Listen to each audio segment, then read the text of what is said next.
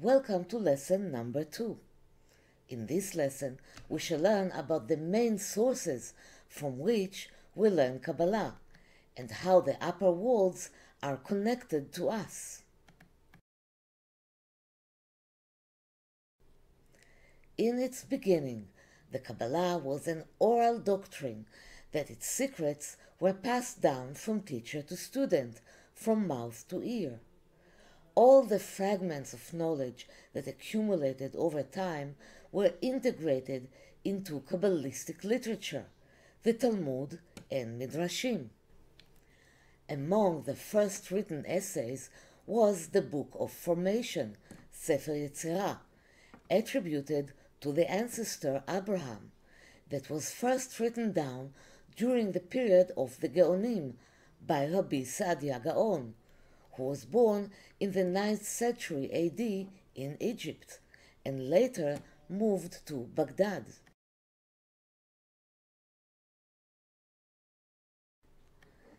Another book is Sefer Habahir, which is attributed to Rabbi Nechuniah ben Hakaneh, who lived during the time of the Amorites in the land of Israel at the 1st century AD. The scripture was written down around the 6th century AD.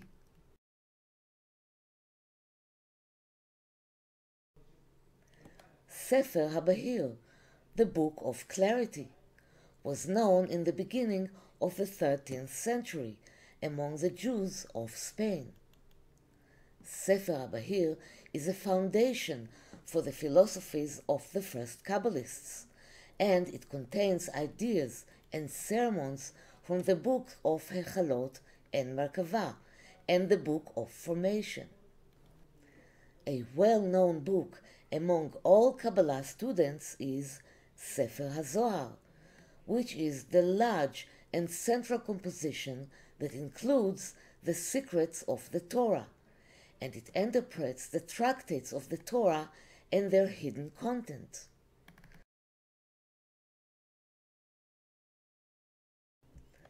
The central figure in Sefer HaZohar is Rabbi Shimon Bar Yochai, who, according to tradition, also composed the Zohar.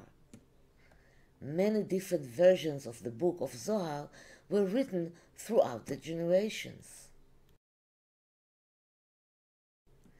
In the Zohar, we can find explanation by Rabbi Shimon, who claimed that the stores of the Torah are a garment for hidden secrets that are encrypted in it.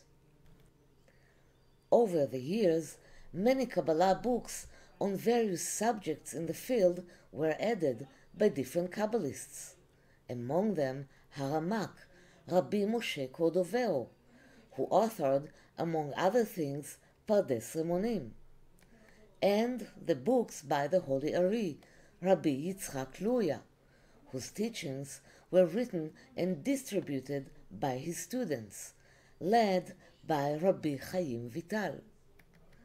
The Chassidut was developed in the middle of the 18th century by Baal Shem Tov on the basis of Kabbalah, which advocates the worship of God with enthusiasm and joy. The movement of Chassidut has its own typical literature, such as Likutei Moharan and Or HaChaim.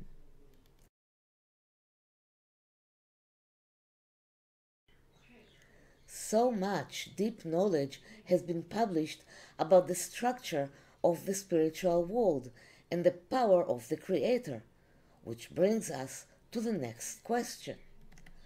Why do we need to know about what happens in the upper worlds? And how are they related to us?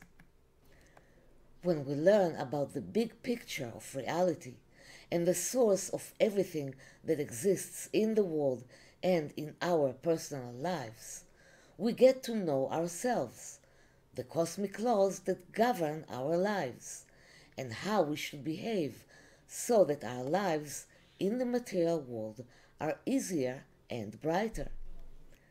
We live in a world that may seem cruel and difficult to us, But if we understand that the purpose of the thought of creation is to bring humanity to its full potential, we can fulfill ourselves here in this incarnation with less suffering. In each incarnation, the human soul descends from the upper worlds and takes on a physical body in this world for a specific purpose. During its physical life, the soul, which is enrobed in a body, must go through certain stages of development. When man learns the spiritual laws that govern reality, he begins to understand it at a higher level. If the thought of creation wants us to develop and grow, to undergo a spiritual evolution, it will not allow us to remain stuck in a low level of consciousness like the animals.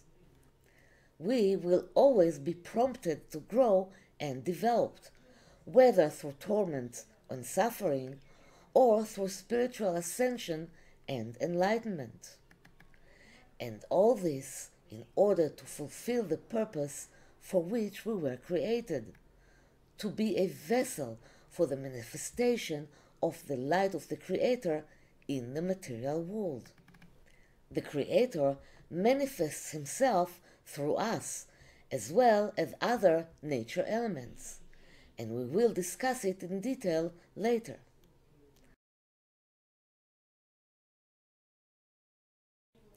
This is a question that is often asked by people who were warned not to touch the knowledge of Kabbalah, otherwise they may lose their minds.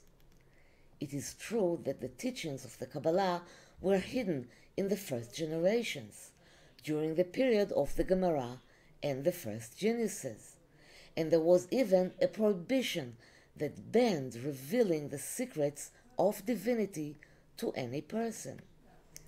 In the preface to the interpretation of the Torah of the Ramban, Rabbi Moshe ben Nachman, there is a warning that anyone who reads the book should not delude himself that he can understand something written in it through the intellect and simple understanding, and that he will not be able to gain any knowledge from it, because this knowledge must only pass from the mouth of a sage to the ear of the person who understands the matter.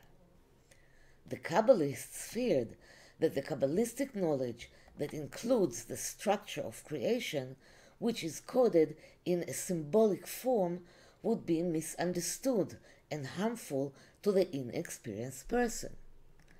One of the sects that used the Kabbalistic knowledge and misinterpreted it is the sect of Shabtai Tzvi, who is still considered a false Messiah.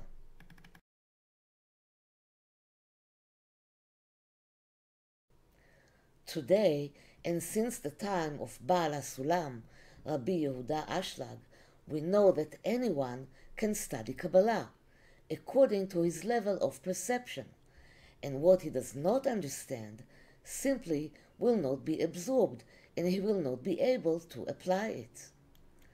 Nowadays, everyone, including women and children, can study Kabbalah as well, contrary to what some rabbis claim.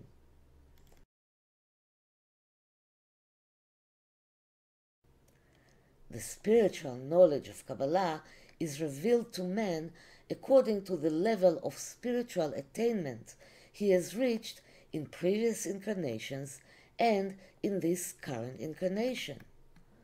When the person intends to implement the Kabbalistic knowledge for the purpose of spiritual ascension, his level of understanding will increase according to the rectifications he will make and his progress in his spiritual journey. Therefore, even if a person who has not yet come a long way in a spiritual journey and begins to study Kabbalah, he is not in danger, as long as his intention is good and he wants to develop and grow. What he will not be able to absorb and understand will not harm him. Today, the knowledge of Kabbalah is open to anyone who wants to discover it.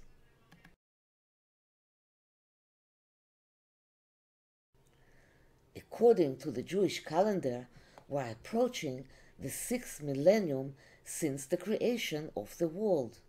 The 7th millennium is the time of redemption.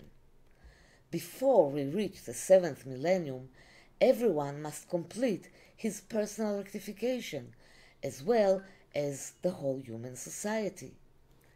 You may have noticed the intensity and quick pace of the events we all experience in the past decades.